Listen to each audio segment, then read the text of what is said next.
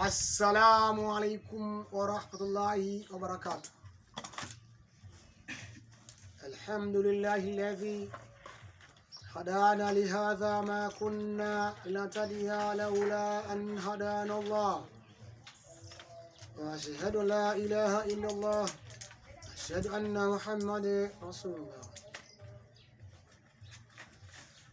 Allahumma salli sallimu Sayyidina Muhammad sallallahu alaihi wasallam. Ndugu zangu popote mlipo, leo tutafundishana, tutaelimishana, tutakumbushana aya ya miongoni mwa aya inayopatikana katika suratu Zumar. Namna gani Mwenyezi Mungu anatufundisha sisi waja wake.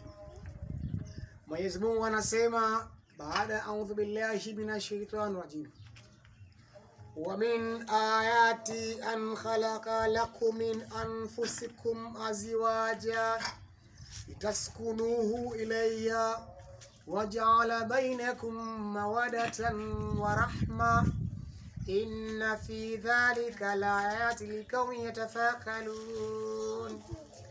Allah subhanahu wa ta'ala anasema wa min ayati, katika uwepo wake yeye, anasema alama yake kuwepo, an khalaqa lakum min anfusikum, amekuumbieni mwanamke katika nafsi zenu. Allah anasema katika uwepo wake yeye, alama yake yeye, amekuumbieni mwanamke katika nafsi zenu. Waja'ala bainakum azwajan litaskunuhu ilayha, baada ya kuumbieni mwanamke katika nafsi zenu ili mpate utulivu kwao, ili mpate utulivu kwao. Kumbe lengo la kuwa na mke tupate utulivu. Sasa jiulize mimi na wewe, je, utulivu tunapata ndani ya nyumba? Ndani ya nyumba utulivu tunapata? Hiyo ndio lengo la kuoa. Lakini pia akasema wajaala bainakum mawadatan wa rahma, na pia akajalia baina yao, baina mke na mume, mapenzi na huruma. Allah subhanahu wa ta'ala ameanza kuzungumza mawadda. Mawadda ni mapenzi ya moyoni, akaendelea kusema na huruma. Kwa kumbe uwezi mkapendana, amwezi mkana na mapenzi kama hamtakuwa na huruma, na amwezi mkahurumiana kama hamtakuwa na mapenzi. Mambo haya mawili lazima yaendane. Ajiulize mimi na wewe, je, mkeo unampenda na unamhurumia? Na wewe mke, mumeo unampenda na kumhurumia? Au mimi nampenda mke na kumhurumia, au mke wangu ananipenda na ananihurumia? Ukiona mapenzi hakuna, basi chaguo halikuwa sahihi. Ukiona huruma hakuna, chaguo halikuwa sahihi. Ndiyo sababu inapelekea leo majumbani wetu mume atoka arudi kazini, mke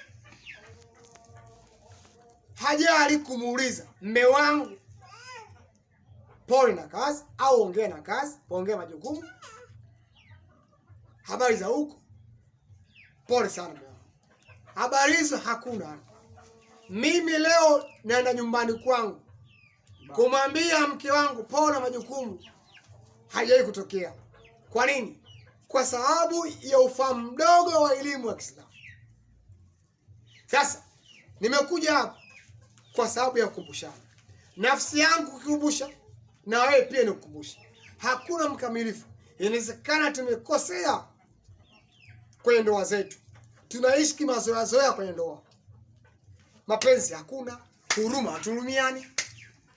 Mkeo unamfanya kama mfanya kazi, kumbe mkeo sio mfanya kazi, ni umaskini wetu.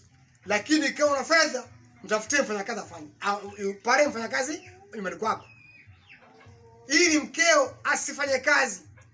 Lakini kutokana na umaskini wetu, basi mkeo ni mfanya kazi na nyumba, kila kitu mkeo tu, kufua yeye, kupeleki yeye, nazi kumsaidia kwa nazi pia usaidii, vyombo kuosha uoshi. Yani wewe upo kama bosi, afu mkeo ni mfanya kazi. Mkeo sio mfanya kazi, hajakuja kufanya kazi kwako.